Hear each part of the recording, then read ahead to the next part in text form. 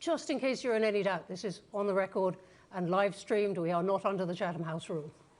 And thank you all for coming here. Thank you to the many online. I was saying to Mike Pence upstairs that we had so many people register interest for this. It's broken our records, at least for the past few years. Let me give the briefest of introductions, not to cut into our time. Mike Pence, as I said, the 48th Vice President, holding that office from 2017 to 2021 in President Trump's first administration. From Indiana, born there, a long political career there, starting off with a law degree and time in law practice, served as a congressman for 6 terms and was governor of Indiana. And through that, arguing for the things that he has become known for: tax cuts, fiscal responsibility, job creation, education reform, investment in infrastructure. He affirmed the integrity of the 2020 elections that took Joe Biden to the White House, disagreeing with Donald Trump on that point, and defending the constitutional transfer of power on January 6, 2021. He has also diverged from President Trump's second administration somewhat on the question of support for Ukraine, which I expect we will discuss. He's here in the UK to talk about his book, So Help Me God, to be published next year. I gather you have finished writing it, which is not always true of people who come to talk about their books. So congratulations on that. This is something then of a warm-up tour. He's going to begin with some opening remarks. I will then ask him a few questions, and then over to your questions. I'm sure there will be many of them. With that, welcome to Chatham House.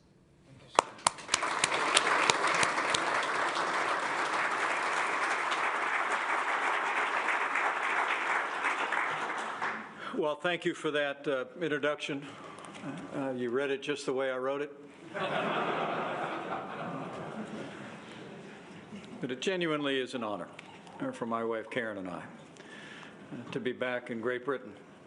We are rounding out a week of travel that's taken us from Newcastle to the north, and Oxford and Cambridge, but I was very much looking forward to the opportunity to walk in these historic halls and speak into this moment here at Chatham House, an institution that for more than a century has stood as one of the world's leading forums for thoughtful debate and principled dialogue on international affairs. Well, it wasn't in my introduction. I hail from a heartland state, but I spent more than a decade on the International Relations Committee in the House of Representatives as a governor. I traveled the world, because in Indiana we do 2 things well. We make things and we grow things and we sell them to the world. And then as Vice President of the United States, I had the privilege of representing our country in many venues with many world leaders. And so I cherish the great tradition here at the Chatham House, and I'm humbled by the invitation.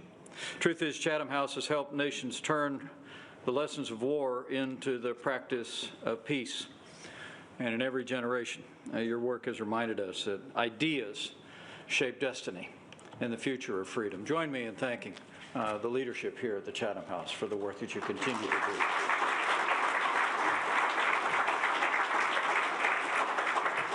Now, while I no longer speak on behalf of the United States, I do speak with confidence as an everyday American who travels our country continuously. And I came to here to speak with confidence on behalf of millions of Americans who cherish the enduring friendship between the United States of America and the United Kingdom. As I learned in my 20 years in public office, our bond is like no other. The special relationship, as Winston Churchill called it, was not declared by a treaty or born of convenience. It was forged in the fires of World War I and World War II. Together we faced the great trials of the last century. The eyes of the world turned to us when the hopes and prayers of liberty-loving people everywhere.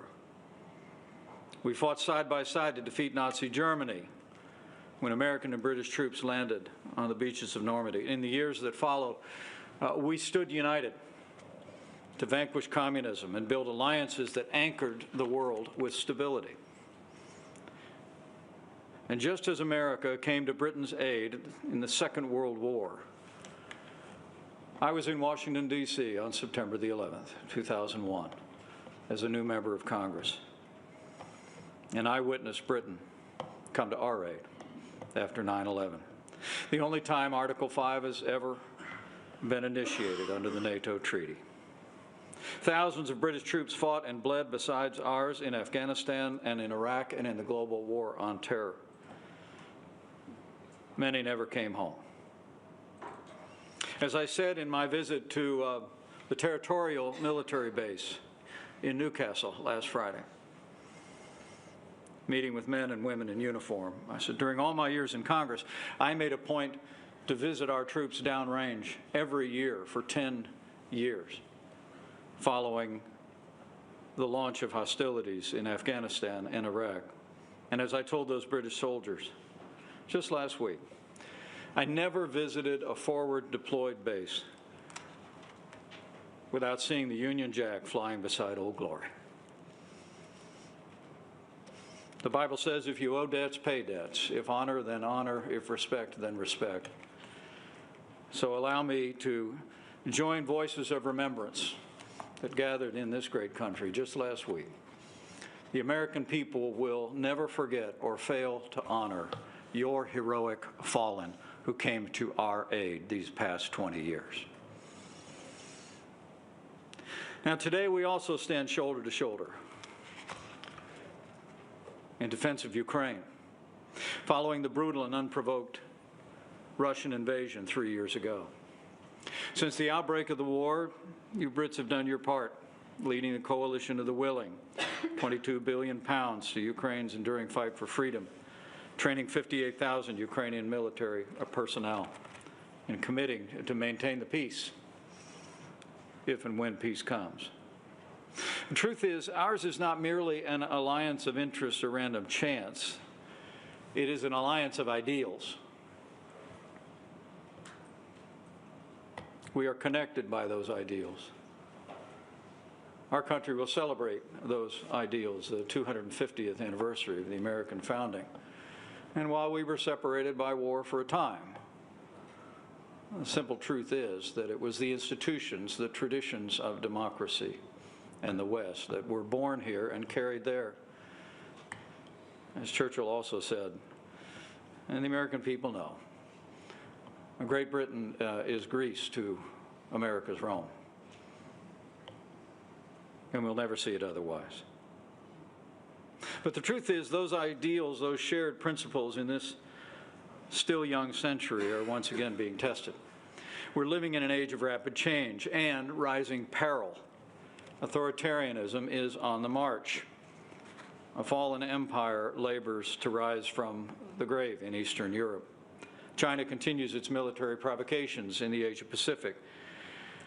And at home, both in the United States and here in Britain, we are confronted a rising chorus of voices urging retreat from the world.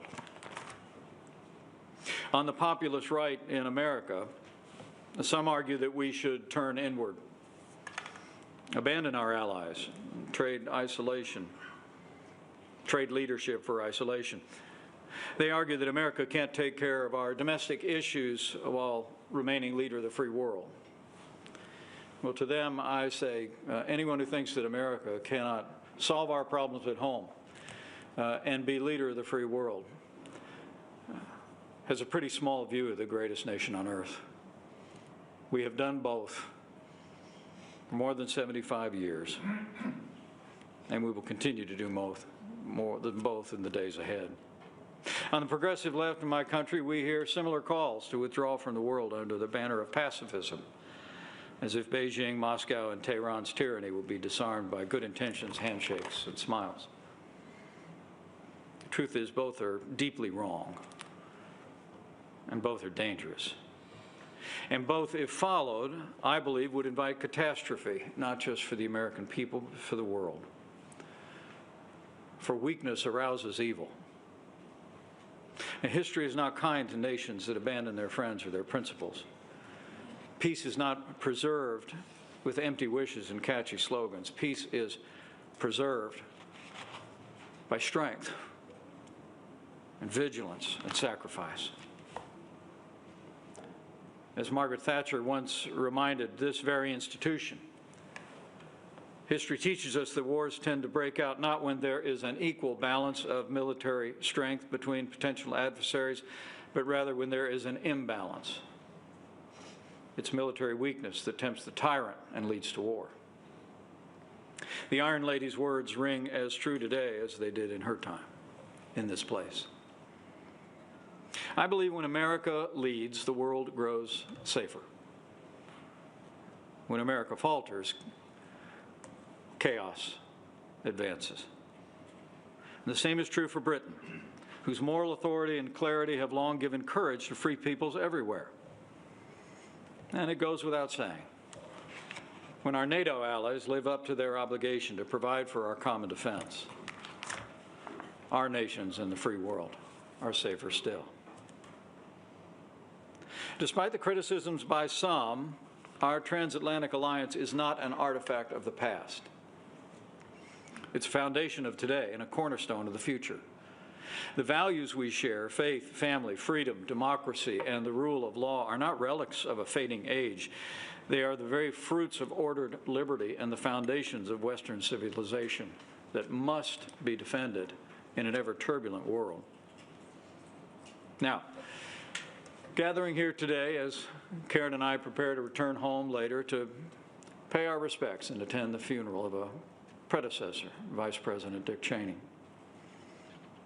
I'd be less than candid if I didn't acknowledge that in recent days, the special relationship between our countries has begun to feel at times like a especially difficult relationship. Now, I acknowledge that some of our president's recent actions imposing unilateral tariffs on friend and foe alike have strained relations with the UK, at least for a time. But some of the choices, I say with great respect, made in London have given ammunition to angry voices in my country that argue our allies no longer share our values and no longer deserve our trust. When British courts imprison citizens for what they say or pray or where they pray,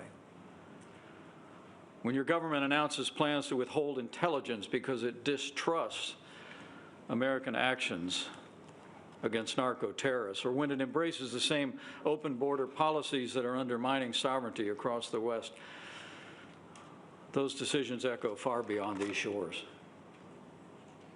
They're noticed across America, not just in Washington, D.C. And they are exploited by those who would say that the UK is not our friend, who would like nothing more than to see the Atlantic alliance crumble. But let me assure you, the American people know that the United Kingdom is our friend, and the United States will always be a friend to the United Kingdom. So I say as a friend, the surest way to strengthen our alliance is to live out the freedoms that made it possible. Free speech, secure borders, moral courage to call evil by its name. These are not uniquely American virtues. They're the shared inheritance of freed people. We do well to repair to them. So I came to say today, now more than ever, the United States and the United Kingdom must stand together as the twin pillars of the free world. And nowhere is that calling clearer than in the war raging in Eastern Europe. My wife and I have traveled into Ukraine since Russia's brutal and unprovoked invasion 3 years ago. Just a few short months after the initial invasion, we crossed the border of Poland to a relief center and saw a sight I never thought I'd see outside of black and white films from World War II. Literally throngs of women and children of every age carrying all the possessions they could on their backs into a relief center, fleeing from the onslaught of the Russian invasion. And in 2023, I traveled to the very sites just outside Kiev where Ukrainian troops turned back the initial invasion on that capital city, bravely in the woods, at great cost. I mean, Vladimir Putin's unprovoked invasion of Ukraine is the most blatant act of aggression in Europe since 1939. But it's not merely an attack on one nation. It's a very assault on the right of free people to determine their own destiny. And it's assault on the principle that we will not allow powers to redraw international lines by force. And the truth is, I have no doubt that if Vladimir Putin, who I have met and spoken to, and told things that he didn't want to hear, I have no doubt that if Vladimir Putin overruns Ukraine, it's only a matter of time before he crosses a border where our men and women in uniform will have to deal with him. Now, I want to commend the United Kingdom for its steadfast leadership, sending weapons, training troops, rallying Europe, but we must do more. Putin will not stop until he's stopped. That's why in my country, I have called on our administration and on the Congress of the United States to pass strong secondary sanctions against any nation that is propping up Russia's war machine through the purchase of its energy. Russia's war efforts is being maintained and sustained by oil money from the rest of the world, and much of it comes from nations who claim to share our values. More than $1 trillion worth of Russian oil and gas has been purchased on world markets, funding Putin's brutal war machine. The passage of strong secondary sanctions by the United States and our allies, I believe, will bring enormous economic pressure on Russia. Any nation that heats its homes with Russian oil fuels Putin's war machine. Any nation that helps Putin should share in his isolation. And in point of fact, I'm happy to report the United States has lots of oil and natural gas. And by the way, the United Kingdom has significant undeveloped reserves in the North Sea. I submit to you that it's time for America and the UK to fuel freedom like never before. Beyond Europe lies what I think is the greatest challenge to our securities and economies in the free world in the 21st century, and that is the rise of communist China. While continuing to engage in trade abuses, military provocations, and human rights violations, Beijing inches closer to Taiwan each passing day. And of late, President Xi has continued the communist long-running war on Christianity. Just a few weeks ago, they arrested the pastor of one of the largest underground churches in China, Pastor Ezra Jin Mingri, along with dozens of other church leaders. I would submit to you that in support of our shared commitment to religious freedom, our nations must continue to call on the CCP to immediately release the detained church leaders. And in support of our commitment to democracy and a free press, the time has come for Hong Kong to free Jimmy Lai. What China doesn't know is that communism will never defeat Christianity. People who know me well know the introduction I prefer is I'm a Christian, a conservative, and a Republican in that order. The truth is, you can pay £10 and visit the grave of Karl Marx here in London. But if you try to visit the grave of Jesus of Nazareth, he isn't there. He's risen, and his church is on the move. Beijing makes no secret of its desire, not just to expand its influence in the Asia-Pacific, but to remake the world in its own image. More totalitarian, less prosperous, more antagonistic, less concerned with human rights, in a world in which we're all less free. Xi Jinping, who I've also met and spoken with, believes history is bending in China's favor, that the West is decadent, divided, too exhausted to defend our interests.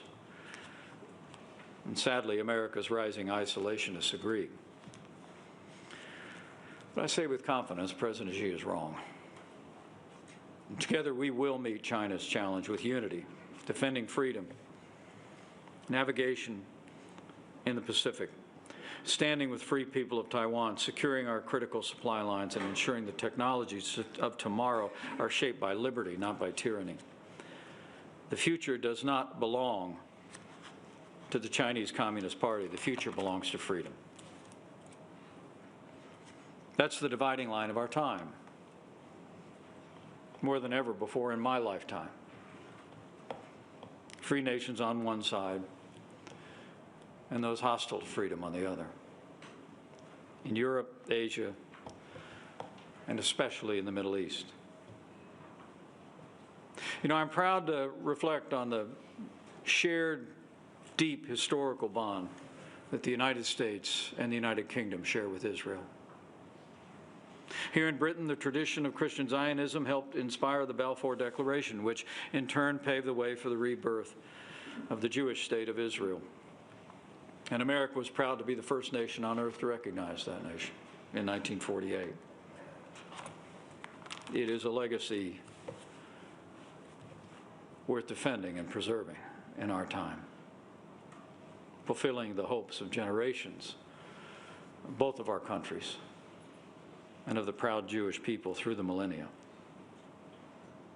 And make no mistake about it, Israel's survival has never depended on charity. It's depended on partnership.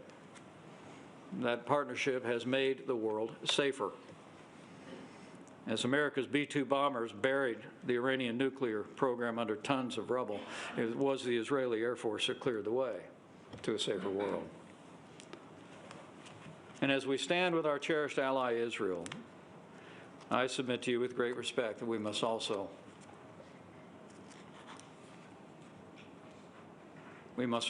with renewed vigilance, confront a growing evil that has reemerged in the West. Old hatreds dressed up in new rhetoric on the right and on the left represent a vile and dangerous trend in the Western world. And whether it is whispered in the back rooms or shouted on social media, anti-Semitism has no place in a free society anywhere in the world and must be universally condemned. So those then are our challenges, and I look forward to our conversation and your impressions. And I know there are some who say that America is weary and losing interest in the world. That we've lost our appetite for leadership, but that's not the America I know. Outside of social media echo chambers, I can assure you the American people still believe in the ideals of our founding and still embrace America's unique role as leader of the free world. The Ronald Reagan Presidential Library in 2024 did a national survey, found that 57% of Americans, a record high, believed, quote, the U.S. should be more engaged and take the lead in international affairs. Even a majority of those who identified themselves as MAGA Republicans embraced that principle, and I believe they still do. The American people are rejecting the siren song of populism, and I believe they always will. Because America's core character does not change. With one leader, one season in our history, our nation has weathered populists and progressives, isolationists and realists, every shade in between. I mean, our country may get off message from time to time, but America will always be defined not so much by our government as by the enduring and indomitable spirit of the American people. A belief in freedom, free markets, and government of, by, and for the people. So as I close, let me say to all who are gathered here, straight from the heart, that don't give up on these principles or the important relationship between our two free nations, on the alliances that make us strong Don't give in to pessimism. Don't lose faith in your countrymen, and never, never doubt the goodness, decency, resolve of the American people. And I know with God's help, America will continue to lead the free world. And as the United Kingdom and our allies stand with us, we will stand firm for freedom against this rising tide of tyranny and aggression, and we will forge a future of liberty, security, and prosperity for all mankind. So help us God.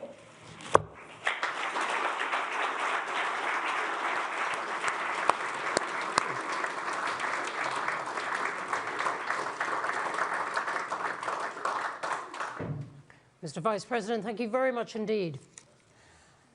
With those final remarks about America's core character does not change, you've taken us right to the heart of one of the questions the world is asking about whether the United States has indeed changed. And I wanted to pick up one point, one central point in what you're saying, which is whether the United States still respects the rule of law. I'm thinking of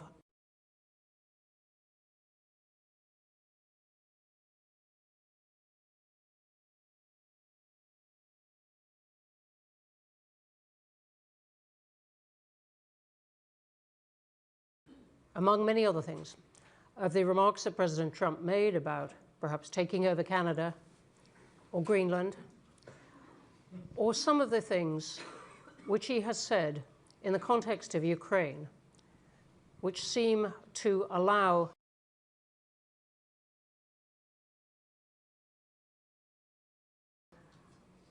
President Putin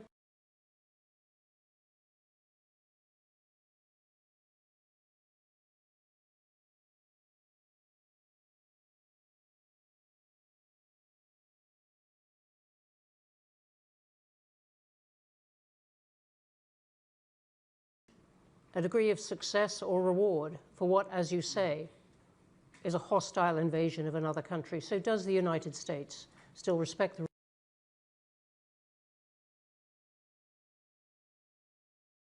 rule of law? What can you say to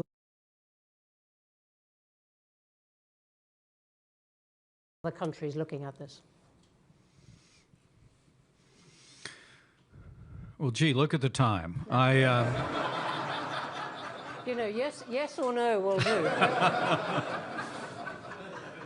Well, I say emphatically yes. The people of the United States of America and our leaders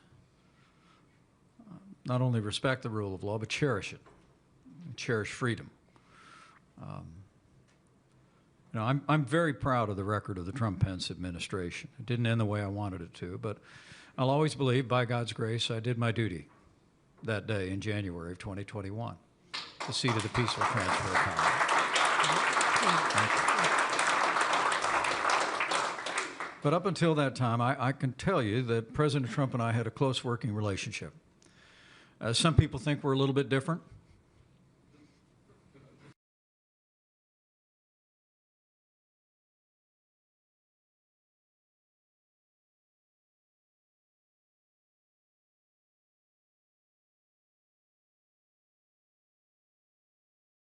Around the world, friend and foe alike.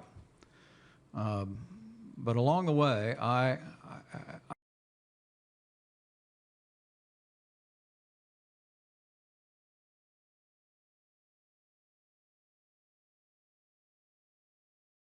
down the ISIS caliphate. I took down their leader without an American casualty, and also removed the leader of the Iranian Revolutionary Guard, Qasem Soleimani. We stood without apology for Israel, moved our embassy to Jerusalem. So I would maintain to you that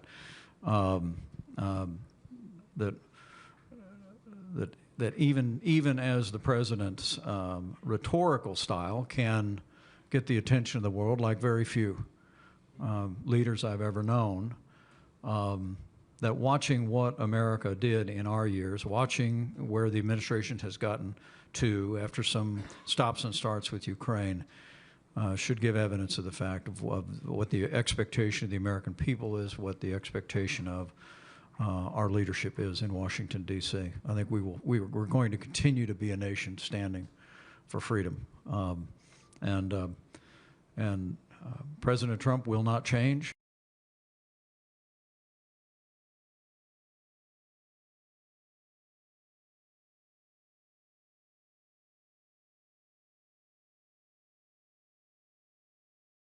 Isolationism, I brought it up today. The president I serve with is not an isolationist. In fact, he has a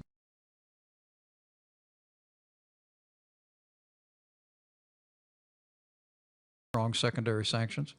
And so I don't think, I said in my first trip to Europe as vice president, it was always my impression, America first doesn't mean America alone, but it does mean that our allies would live up to their word to do their part, and $140 billion more of investments by our NATO allies after our first 4 years was evidence that our allies across Europe, here in the UK, did the same. So I don't think you should have the view, other than we should all take the view that this is a real moment of testing of the West.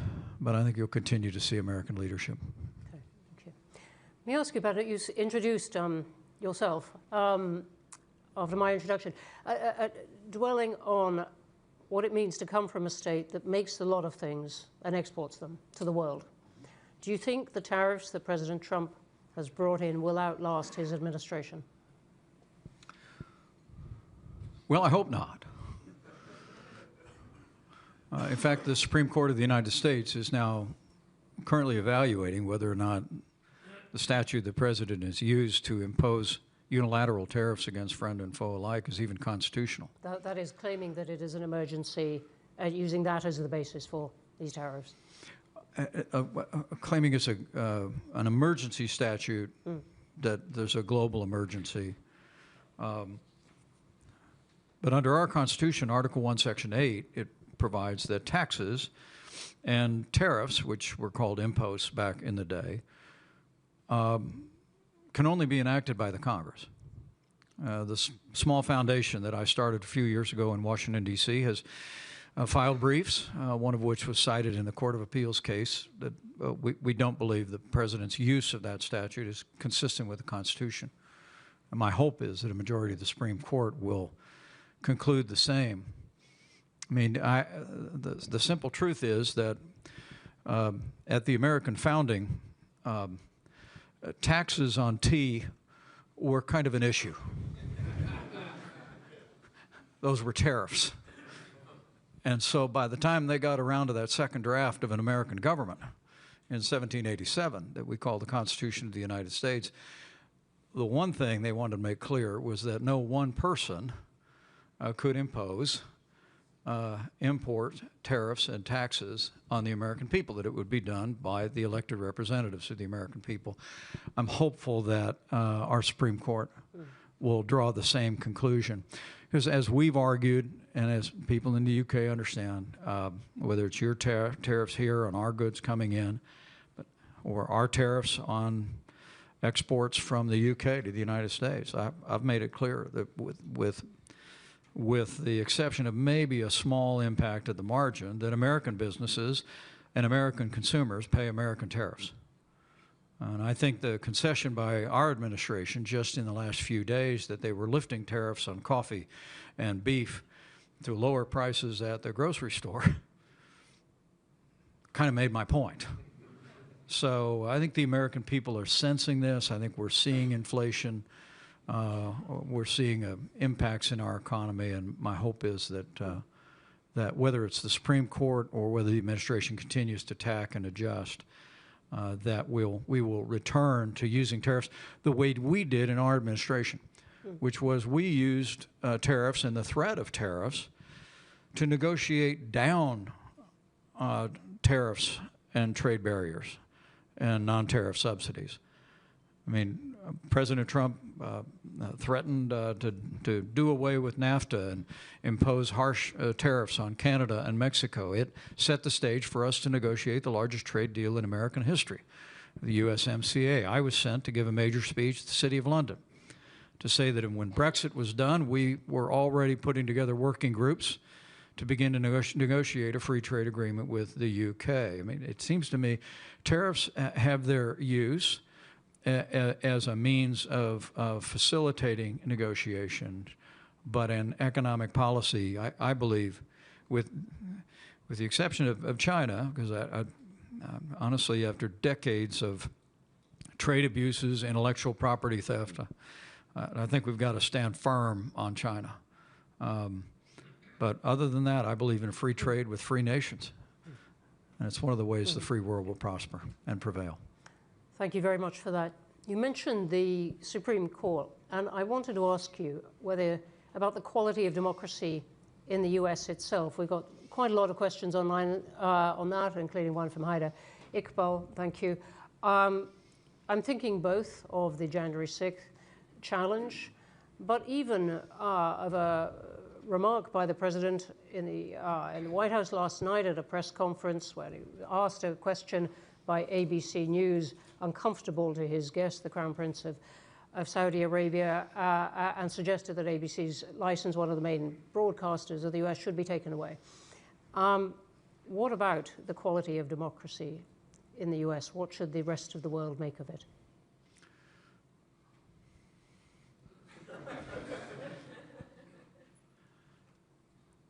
I'm very confident about American democracy. The American people cherish our representative government. They cherish, and I believe you'll see celebrations next year all across the country in big cities and small towns, remembering the signing of a Declaration of Independence, the ideals enshrined there. And my confidence really comes from having not only served in the Congress and as a governor and as vice president, traveled across our country continuously, but Karen and I, after we left the White House, we moved home to Indiana. We bought 5 acres and a pond, a riding mower, pickup truck. So we spent a lot of time traveling around the country, as well as just living in the heartland.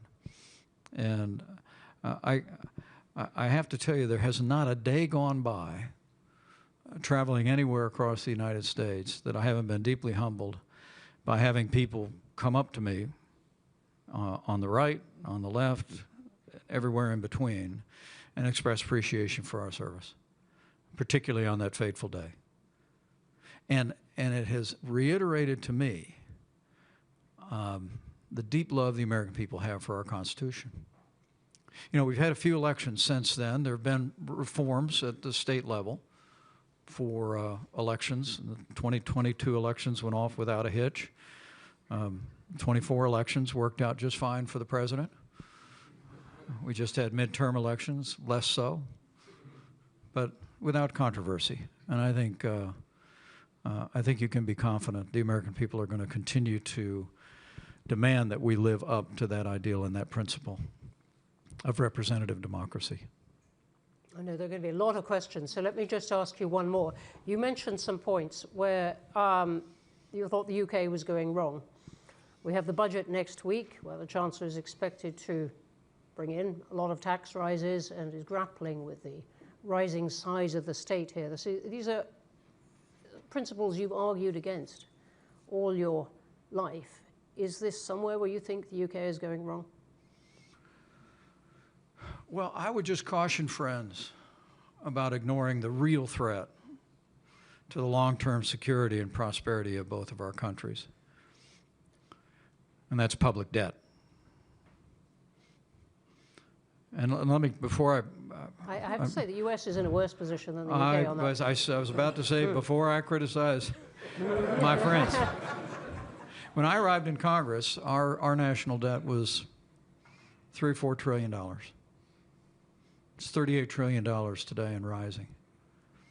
When I ran for president back in 2023, not so where you'd notice. But it was a rich experience.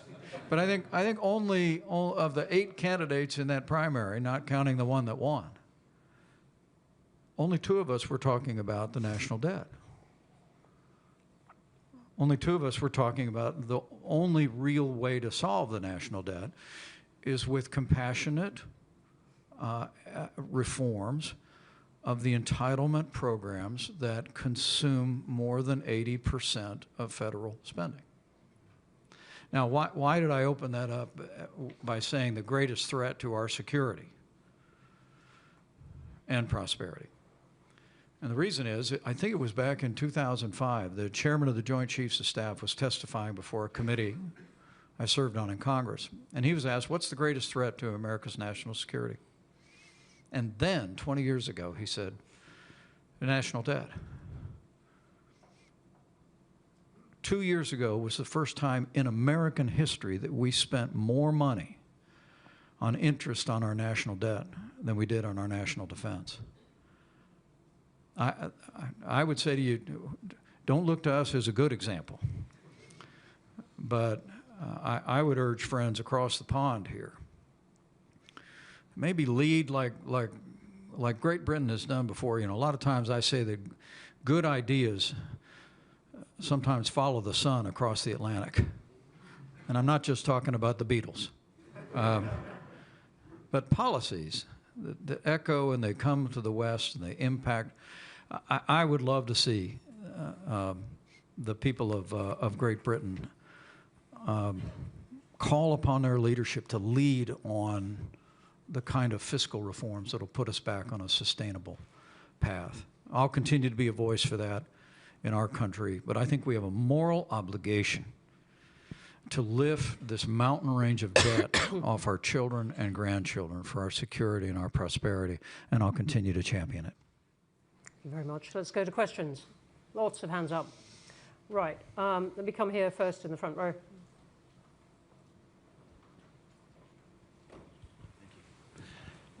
Mr. Vice President, could you elucidate... Could you possibly say who you are? Oh, I beg your pardon. Sam Kiley from The Independent. Mr. Vice President, could you elucidate a little bit more on the perception we certainly have here in the United Kingdom and Europe that internal democracy in the United States really is under threat? There's been attacks on the judiciary, the media, the Pentagon, the armed forces have been eviscerated of potential critics.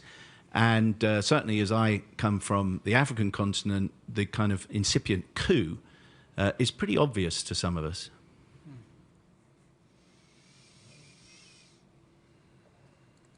I understand the perception, and I understand the way actions get written about. But I just speak with confidence about the expectations of the American people. And the American people cherish our democracy. They cherish our republic. And I actually believe, you know, I've said many times, January 6th was a day of tragedy. But thanks to the heroes in uniform, the riot was quelled. And you witnessed Republican and Democrat members of the House and Senate reconvene the very same day to complete our work under the Constitution. So that day of tragedy became a triumph of freedom. And while, as I said, I still have my critics, even in my own party, on my actions that day, I believe the overwhelming majority of people in my party and across the country look to that day and are grateful to all of us. Now, the only heroes I saw that day were wearing uniforms. But the fact was that every member of the House and Senate, Republican and Democrat alike, reconvened the very same day and did their duty and did their work. Should be a source of great confidence. There's always, with changing administrations, there's always cross currents, and perceptions can vary, but I have great confidence in the expectations of the American people, and you should too. Okay, thank you. Woman right here towards the back, two in from the aisle. Thank you very much, Mr. Vice President. Judy Harthi from the Leadership International Program at Chatham House.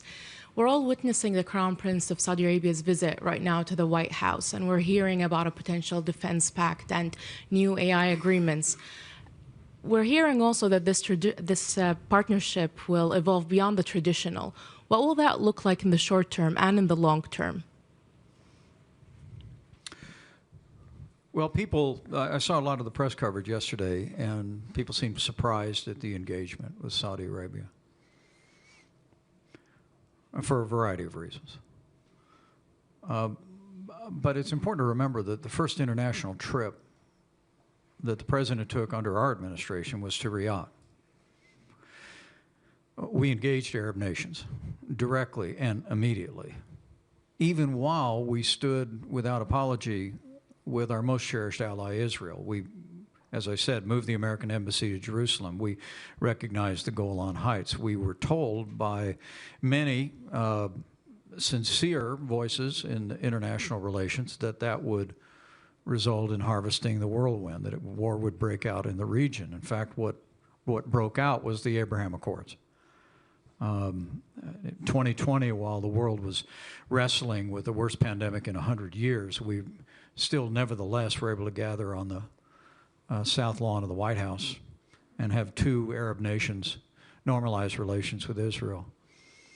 And while I've expressed concerns here during my trip in the UK about the sale of F-35 aircraft to Saudi Arabia, and given that's the most advanced aircraft platform that we have, stealth technology, and I am hopeful the administration will carefully consider the transfer of that technology to Saudi Arabia and take steps to ensure that that technology does not fall into China's hands.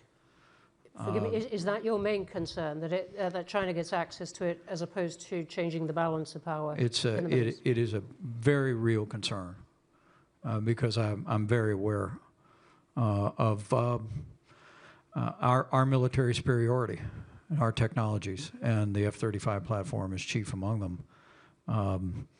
But the other part of that is I hope what comes from it is I hope Saudi Arabia will find its way onto the Abraham Accords.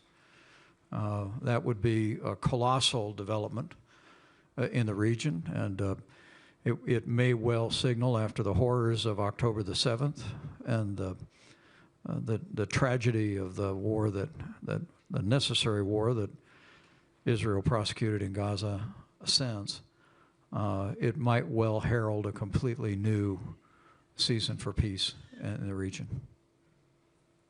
Okay, thank you. Here, second up. My name is Nishan Chilkuri, Chatham House member, and I work for the Daily Mail. Mr. Vice President, you've obviously paid a big price for your commitment to upholding the Constitution. Going into the next election, do you expect to see actions that will challenge it yet again? What are your biggest fears?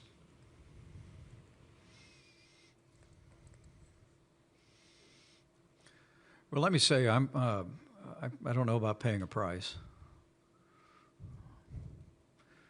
Last Tuesday, and in our country, on November 11th, we remembered people that really pay a price. And but I can honestly tell you that I don't have those concerns. I mean, there always are going to be voices on the fringes of the right and the left. It seems, particularly with social media, that they find megaphones on the right these days more than they found them before. But I have to tell you that the American people that I know just won't have it. It just won't have it. It was one of the reasons why on that day, I remember as I was witnessing with my wife at my side, we had been escorted off of the Senate floor. The Secret Service wanted me to leave the building, but I was determined to stay at my post and finish our work.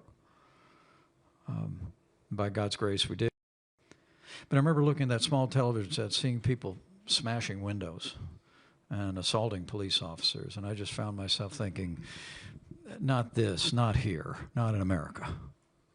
And particularly not the people of our movement. I will maintain to you that the people that engaged in violence and vandalism on that day did not represent even much more than a fraction of the people of our movement, people that I was among for 20 years and 4.5 years as a candidate and as a vice president. those people love our institutions. The American people, I think, are the most generous, most patriotic, most God-fearing, innovative people the world's ever known, and they're going to hold our country to account in the days ahead. Thank you. I'm going to take another one here, front row.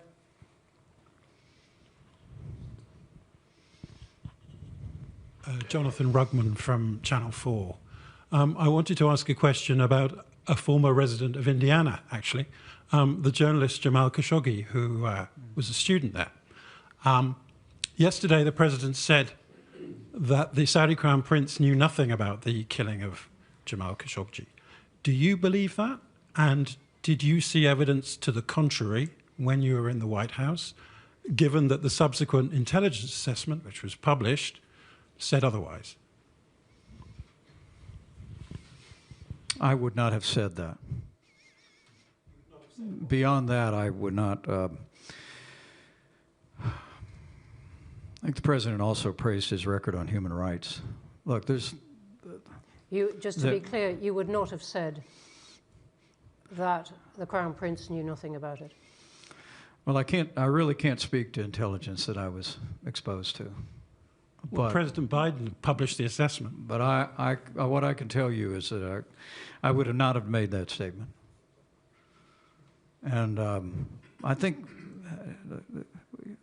part of foreign policy, you've talked about it here for 100 years at Chatham House, you got to take the world that you find.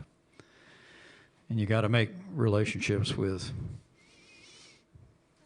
sovereigns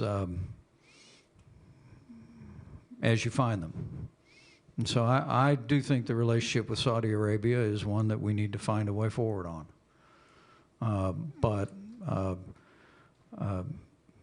I think it's very important that we never cast aside. We never cast aside our deep commitment to freedom, to the freedom of the press, to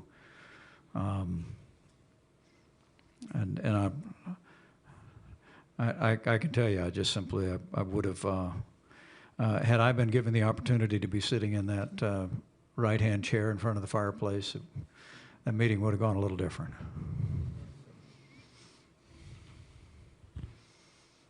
Right at the back near the door. Olivia. Thank you, Olivia O'Sullivan, Chatham House, and thank you for speaking to us today, Mr. Vice President. I have a question about immigration. In your remarks, you said when the UK makes certain choices, including around open borders policies, it raises questions among some in the US about the relationship and the alliance. In the past year, this UK government has significantly tightened immigration rules on skilled workers, on family reunification, for students, and most recently on refugee status. So when you say open border policies, can you say specifically what you mean? And in your view, what immigration policies should countries pursue in order to be assured the US will remain their ally? Thank you. Well, I speak more about perceptions in our country about the UK. I don't believe in foreign interference in elections or policy.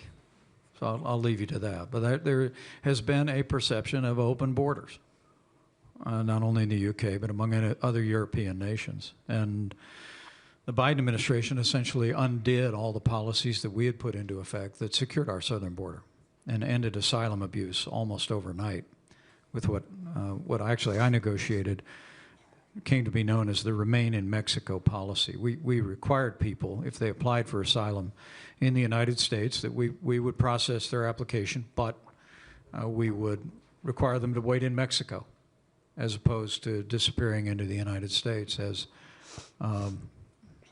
literally millions were able to do in years before and after.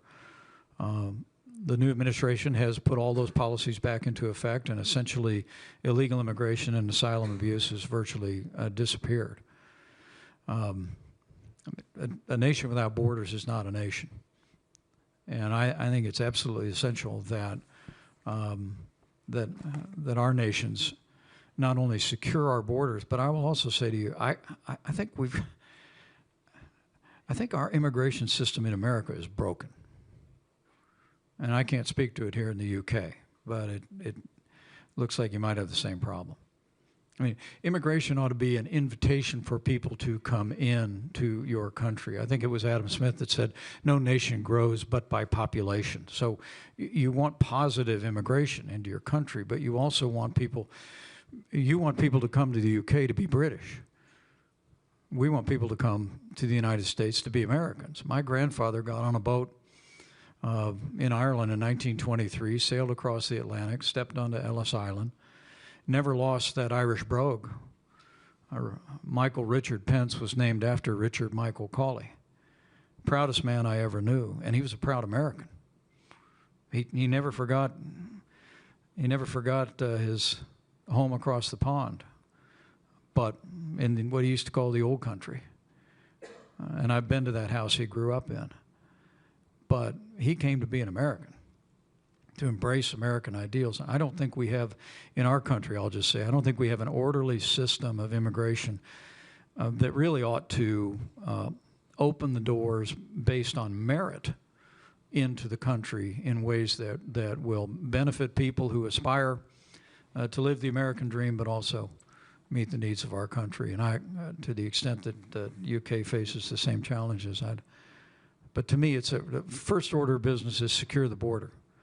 Stop the flow of illegal immigration and illicit drugs coming into our country, claiming hundreds of thousands of American lives.